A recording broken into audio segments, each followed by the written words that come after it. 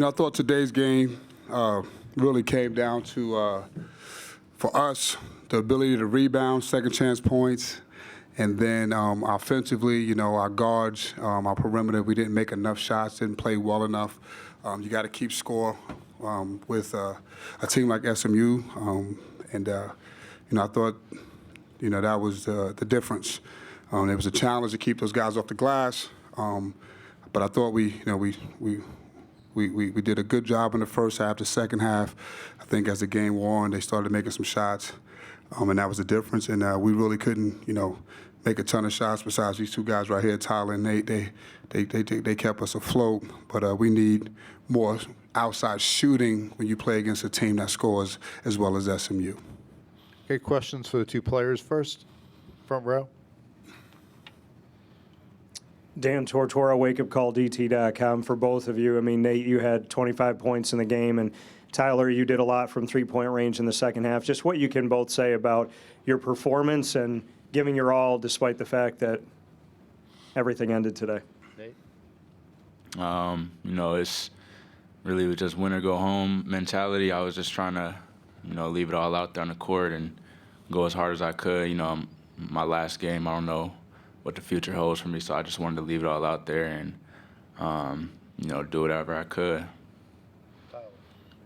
Yeah, like you said, just win or go home is nothing to leave in the tank. I just wanted to play good for my team. My coach that believe in me. I just wanted to prove them right, so left it all out there. Front row. There were high hopes for this team coming into this year. Why didn't this season maybe go the way that you guys had hoped for?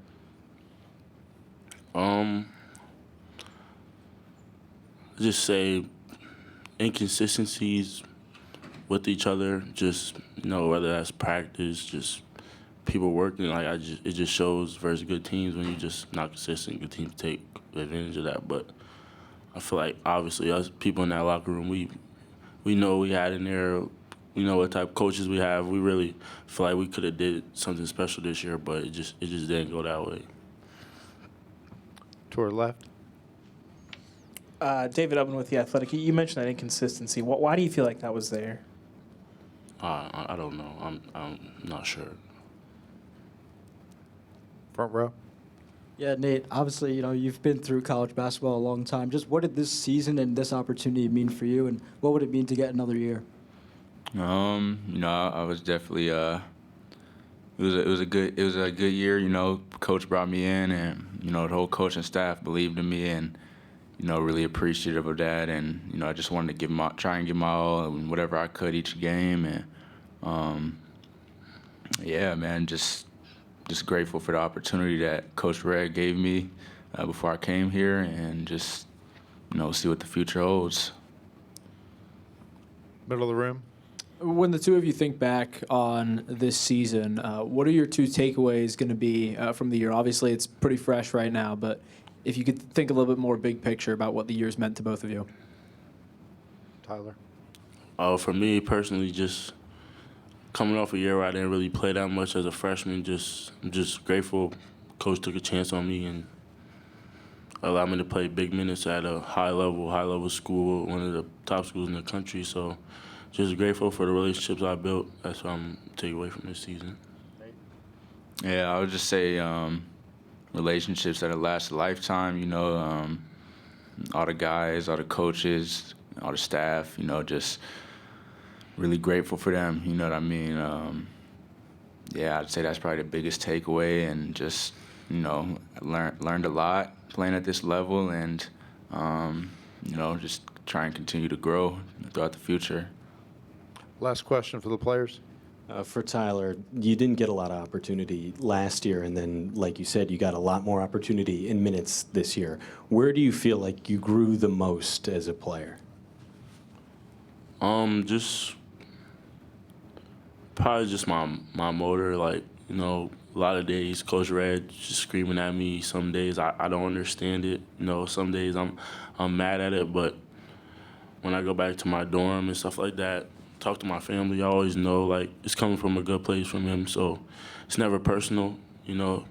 He screams at us hard, but off the court, talk to us regular, so we just be able to have a relationship like that, so that's what I'm going to take away. Okay, thanks, guys. You can head back to the locker room. We'll take questions for Coach. Second row.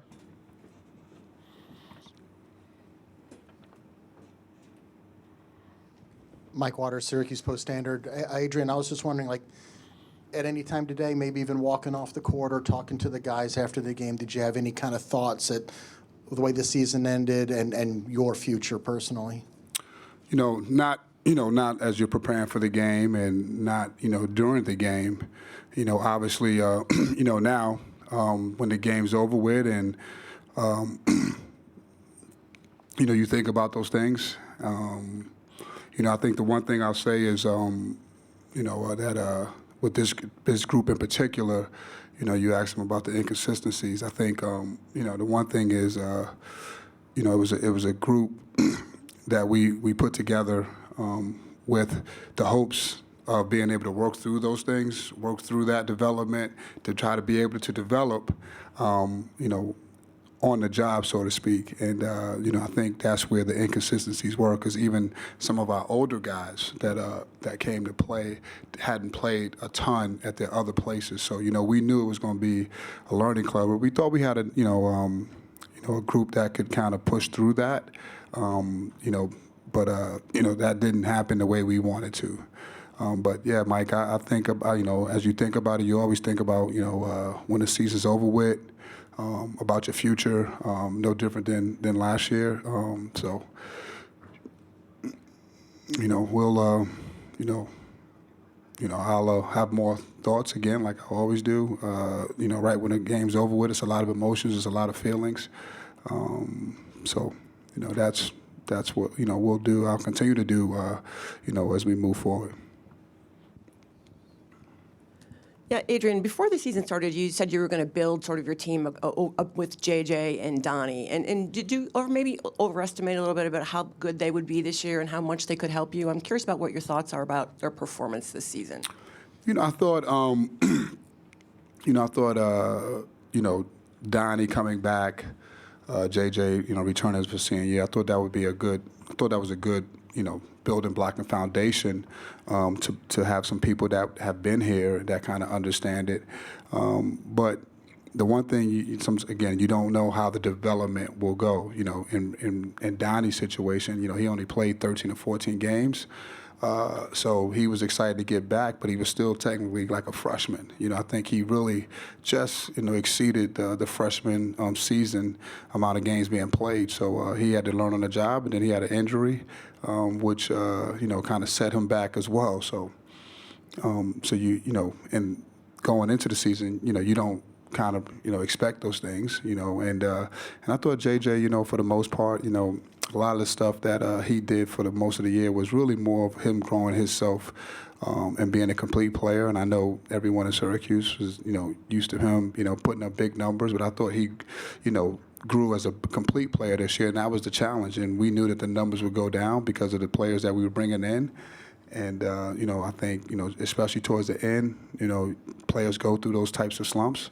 Unfortunately, it happened at the end of the season. But, overall, I thought JJ grew on both sides of the floor, which, we were preaching. And, I give him a lot of credit, and I thank him for, trusting in that and trying to actually go out and do it. Front left.